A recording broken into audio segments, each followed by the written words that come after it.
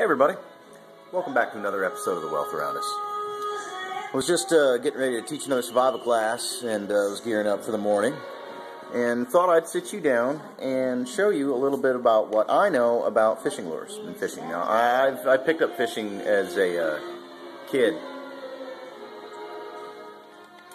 and I've fished around this area and up north and in Louisiana and just about anywhere in between, really. It's worth fishing. But that right there is the lure part to my mini kit, and I lost a couple of lures this weekend. So I'm going to go over with you a couple of what I keep. In saltwater conditions, I was told this is about... Get down, Jinx. She's going to impale herself or her paw on a fishing lure. But this, I mean, you can see that looks very much like a real shrimp. I mean, very much like one. But in the water, you really can't tell the difference. I didn't catch anything on that weekend, but I did catch some stuff on one of these. And I was in salt water using a freshwater, that's called a panfish jig. For those of you who don't know anything about fishing, you hook it up right there, and it kind of, when it goes through the water, when it's wet, that tail moves like it's real. And it looks like a little shad or something. This thing spins. And what you want to do is actually let this guy go up and fall down in the water. And it's that up and down action of that sort of thing. This is a weedless jig. And it's got this shroud on it to kind of keep it from getting stuck on weeds. It was a weedless grub, which it worked really good. I got a shark on it at Pensacola. But you can see what it did to the grub first. I mean, the grub was actually that much longer, and it just shredded it. And it did. It had a mouthful of teeth like a shark. Minnow baits and preset jigs are good. This is what you call a swim bait. And as you can see, that tail moves like a fish through the water. I mean, they look real when you got them underwater. And this is almost the same color of the stuff you see swimming under there, so it's very realistic looking to even my eyes, so I couldn't imagine. I've had a few bites on something like this. This is a blue-black herring type bait. They're all the same. I mean, you know, they've got varying sizes. The size and the color actually does have a lot to do with it. If it doesn't look like something the fish normally eats, you won't bite at it.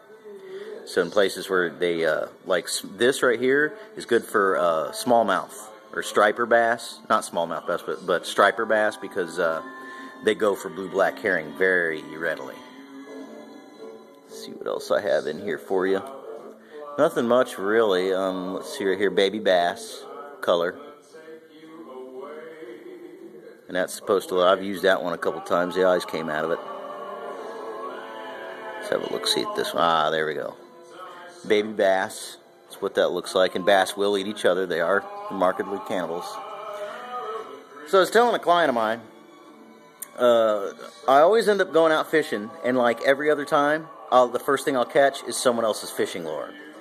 But this is some kind of nice lure. I mean, I don't know what brand it is, but real weighty, got a real good hook on it. This is for catching big old bass. I'm talking big ones. You catch a big enough bass, and it'll feed like 2-3 people.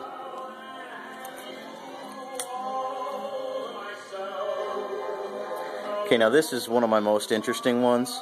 This is a little Crawdad. Let me get him close in the light here for you. And it's, you know, as we know, crawfish swim backward.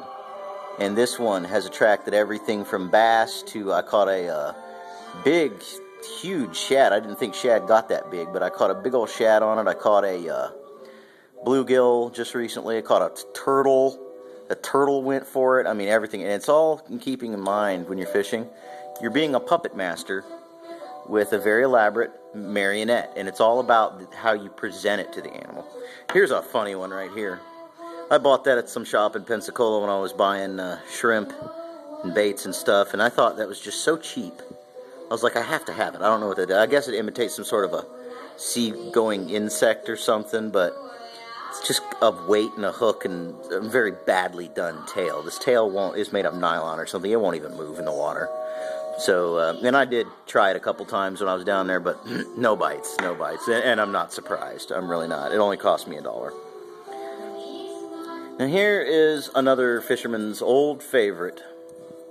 I ought to take that weight off of it there, but that's a Rapala crankbait. It's got rattles in it, and supposedly that rattle and its crazy swimming action is what gets the bass out. Again, that's colored like a blue-black herring, a blueback herring, because I was going after striped bass at Lake Hartwell with that one. And no, we didn't get any bites, but nobody else in the tournament got any bites either. So here's a smaller version of a crankbait, and this one has a rattle in it too. This is just designed to look like a younger blue-black herring. But it is a natural floater, and you actually, reel it in faster to get it to dive lower, and it will naturally just float back up the surface. Same with that one right there. The reason I have that weight on there is because I couldn't cast that thing out worth nothing. They're very, very light. And I like to have a little bit of distance on my cast just so I have some room to, work the retrieve. Weights and whatnot are always going to be some. But here's probably the last thing I want to go over is just normal jigs. I've had a lot of luck with those. A lot of luck. And I don't know what it is about just the plain jig without the spinner on it. But you'd be surprised at what will bite at it. I mean, I've had all kinds of fish bite at that. It doesn't even make any sense. I think I caught a saltwater fish on it. I caught a pilot fish.